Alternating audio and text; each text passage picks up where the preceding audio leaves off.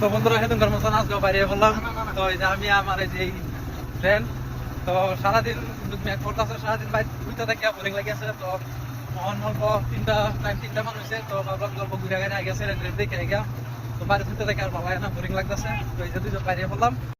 আর তো ব্যাক ক্যামেরাতে আমরা পশ্চিম নজারাটা দেখাই। তো দেখুন আমরা গ্রামটা দেখুন, তো ম্যাক পড়ছে, তো রাস্তাঘাটও মানে অল্প পানি সানি আছে। তো আজকে কিন্তু আবার টমটম নাই, কারণ রাইতে মনে হয় লাইন ছিল না, তো টমটমের ভিড়টা আজকে কম।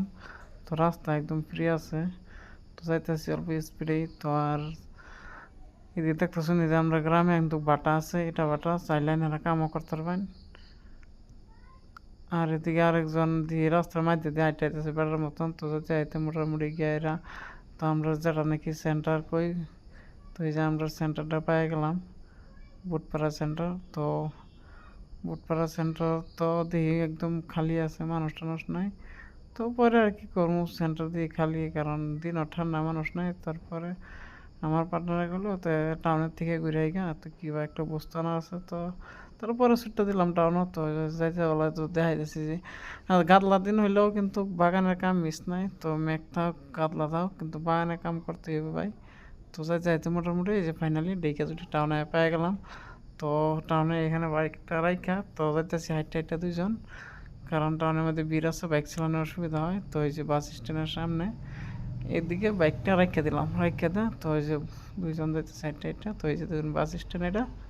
হ্যাঁ এই ধরুন বাসগুলো কিন্তু খারাপ আছে, তো চাইলে এন থেকে এনে গুয়াহাটিও যেতে পারবেন। তো এই যে দেখুন বাস স্ট্যান্ডটা কিন্তু বড়ই আছে, এনে যে কোনো জায়গা যেতে পারবেন, গুয়াহাটি তেজপুর যে কোনো জায়গা যেতে পারবেন। তো তারপরে বন্ধুগুলো স্যান্ডেল নেব, তো লয়ে গেলাম স্যান্ডেল দোকানে।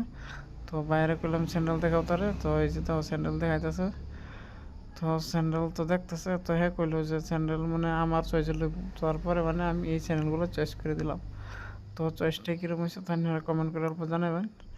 তো এই চ্যানেলগুলো আমার চয়েস লাগছে, তারপরে হ্যাঁ এইগুলো লইলো। তো তারপরে গেলাম গো সিলানোর মধ্যে, কারণ দাড়ি কাটার লেগে। তো দাড়ি আমার তো দেখি ঠিকই আছে, চুল দাড়ি কাটার মতন হয়েছে না আনো। তো তারপরে হ্যাঁ করলো দাড়িটি কাটবো। তো হ্যাঁ বয়ে পড়লো, তো আমি দেখতেছি আমারটি ঠিকই আছে। তো হ্যাঁ দাড়ি কাটা শেষ। তো তারপরে গেলাম গো একবারে ডাইরেক্ট হোটেলে। তো এই যে দেখুন চাই না দিল। তো বন্ধু জিগাইলাম যে জানলো কী খাইবে, তো হ্যাঁ কইলো পেটিস খাইবো। তো তারপরে অর্ডার করলাম পেটিস। তো দেখুন পেটিস আয়া আসছে না, কিন্তু আমরা বয়ে রয়েছি চালুয়া। তো পেটিসটা দিলেই চা খাইম। তো এই যে পেটিসটা দিল, তো এই যে খাওয়া আরম্ভ করে দিলাম।